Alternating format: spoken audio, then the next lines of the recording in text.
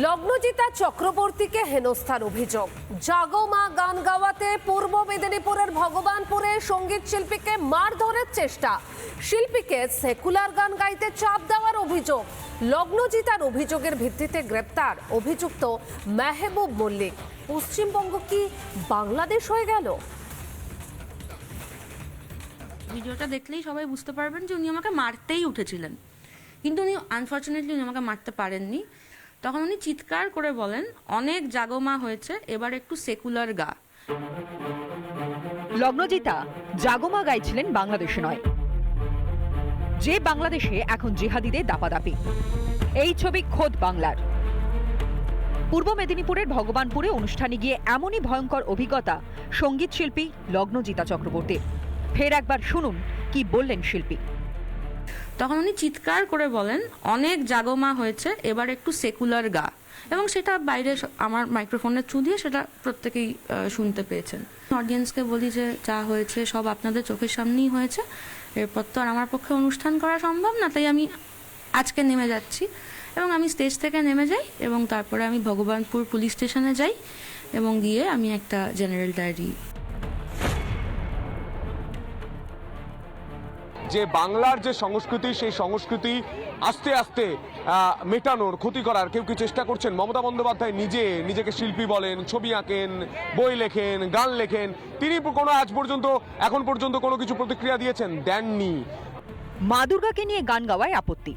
আচ্ছা, বাংলা কি বাংলাদেশ হয়ে গেছে নাকি? একজন শিল্পীর কোনো স্বাধীনতা থাকবে না এই বাংলায়? 7টার সময়, সন্ধ্যে 7টা, মানে এর থেকে সেফ সময় তো আর হয় না।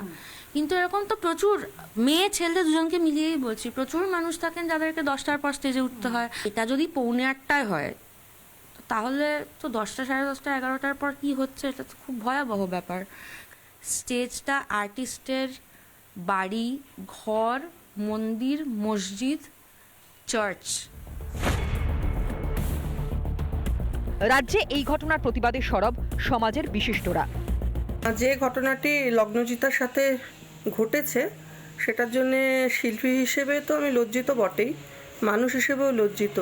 যে মানুষ হিসেবে আমরা খুবই একটা নীচতার পরিচয় দিচ্ছি সর্বক্ষেত্রে। যারা এই ধরনের ঘটনা ঘটাচ্ছে তাদের মান এবং হুঁশ নেই।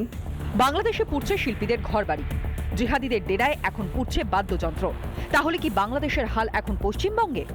এত বাংলাদেশ থেকে উৎসাহিত হয়ে মৌলবাদীদের কাজ। গতকাল রাত্রেই শঙ্কুতম পণ্ডার ফোন থেকে লগ্নজিতা মহোদয়া তার সঙ্গে কথা বলেছে, তার পাশে দাঁড়ানোর আশ্বাস দিয়েছে। এই দিন যে আমাদের দেখতে হচ্ছে, এর থেকে আমাদের মরণ হওয়া ভালো ছিল। সব অশান্তির মূল, সব সমস্যার একটা সমাধান। দয়া করে কেউ আমার এই কথাকে রাজনৈতিকভাবে নেবেন না, কিন্তু এটা বাস্তবিক। কারণ রাষ্ট্রশক্তির মদতেই তারা এই কাজগুলো করতে পারছে। পুলিশ এফআইআর নিতে চায়নি। মা দুর্গাকে নিয়ে গান গাওয়া যাবে না এই রাজ্যে? জাগমা গান সাম্প্রদায়িক? শিল্পীর কণ্ঠরোধের অভিযোগ। এখন কোথায় প্যাটিস বিপ্লবীরা? জিহাদি শক্তিকে কারা প্রশ্রয় দিচ্ছে বাংলায়? রিপাবলিক বাংলা। নানা ধরনের কন্টেন্ট দেখার জন্য লাইক করুন, শেয়ার করুন আমাদের ফেসবুক পেজ, সাবস্ক্রাইব করুন আমাদের ইউটিউব চ্যানেল।